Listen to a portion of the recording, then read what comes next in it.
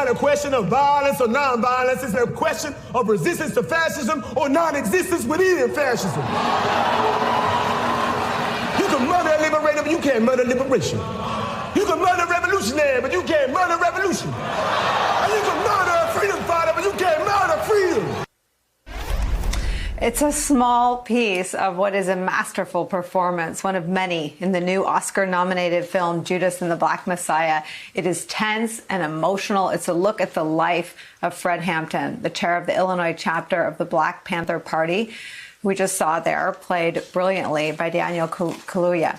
Hampton was killed by police in a pre-dawn raid in his home in December of 1969. Police executing a search warrant initially said there was a gun battle, but after an investigation, the truth came out.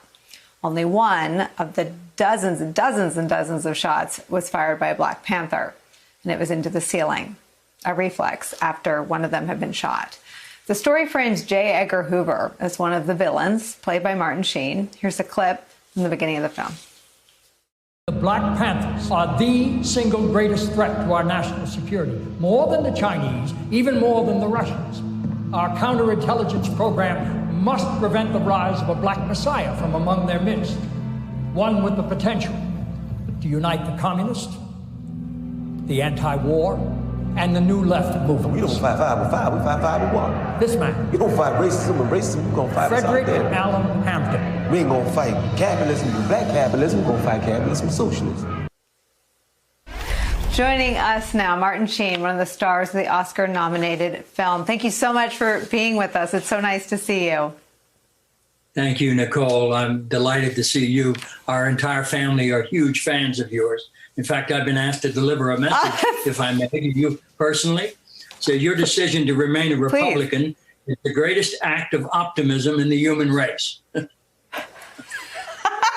I've described myself as a non-practicing, self-loathing Republican. I think I'm part of this new bloc. I'm a Biden Republican. You remember there were Reagan Democrats. I'm now I'm a proud Biden Republican. So trying to get something started there. But you know, this moment, there's so much about this moment that is an emotional tie to the film. And I started taking notes. I watched it last night, and there's a scene in the very, very beginning when the FBI is flipping the informant, who's the central character here, where he says, "Why did you bring a badge to this robbery?" And he says, you know, "Why not a knife or a gun like a normal thief?" And he says, "A badge is scarier than a gun." And then the FBI agent says, "Would you mind explaining that for me?" And O'Neill says, "On the street, anyone can get a gun, sir, but a badge, it's like you got the whole damn army behind you." And that, for me, was what pulled me into this movie as a piece of our history that so many people feel like they're still experiencing. Very much so. And it's reflective of so much of what's going on today in our daily news. Unfortunately, not much has changed.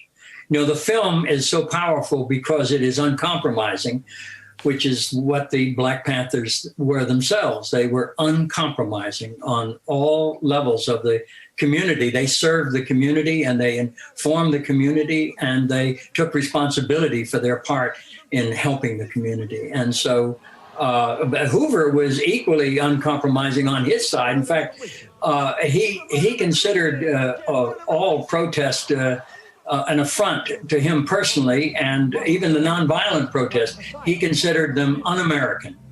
And he did not have much of a sense of humor, which unfortunately he took with him when he departed.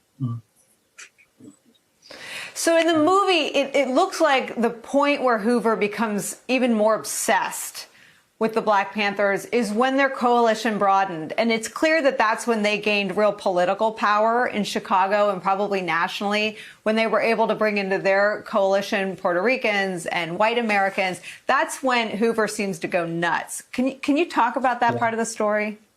That was Hoover's greatest fear, that someone would arise from the Black Panthers or from the Black community who would unite the peaceful, nonviolent side of Martin Luther King and the activist side of Malcolm X. And this was the focus of the FBI on Fred Hampton. He had both of those qualities in hand. And even though he was 21 years old when he was murdered, he was their greatest fear. I mean, as Hoover said in the opening sequence, it was true. He was a greater threat to the United States than China or the Soviet Union. Was it weird?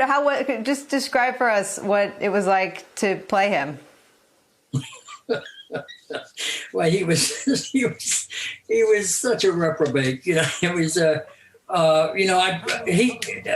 had a friend who was his boss, a dear friend, Ramsey Clark, who incidentally passed away just last Friday, April 9th. Not many people are aware of that yet, but I did a documentary called A Life of Principle about Ramsey Clark, which is available on www.lifeofprinciple.com. So anyone that's interested in, and there's a lot about Hoover. He was Hoover's boss.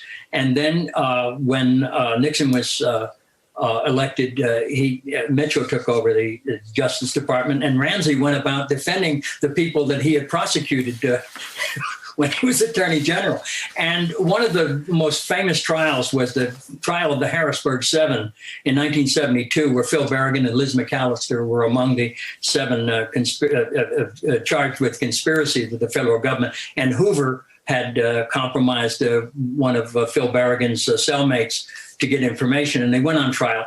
The long and the short was the trial ended in a hung jury in April 1972, and Ramsey Clark subpoenaed Hoover to appear at a post-trial hearing to dismiss charges against Phil Berrigan on May the 2nd, 1972. But God intervened with his own subpoena that morning, and Hoover was found dead in his sleep. So after that all ended, are we getting close to the end? I don't want to take you, but I just want to say here was the idea. Go ahead. No, finish. This was the nonviolent so-called left, which was Dan Berrigan, Phil Berrigan, Liz McAllister, all those great activists in the 60s against the war. And when they were informed of Hoover's passing, Dan Berrigan was asked, did he have any comment? And he said, I pray God will grant Mr. Hoover the mercy that Mr. Hoover withheld from so many. It's such an important piece of history. It's such an important film. Your performance and all the performances are breathtaking. It's so nice to talk to you. I'm going to put you on the spot and ask you to please come back on any occasion and talk to us about everything happening in our country. I know you're a political junkie, so thank you so much for spending some time with us today. Thank you, continued, Nicole. and congratulations. Hey, thanks for watching our YouTube channel. You should know that you can follow today's top stories and breaking news and catch up on your favorite MSNBC shows all in one place. Download the NBC News app today.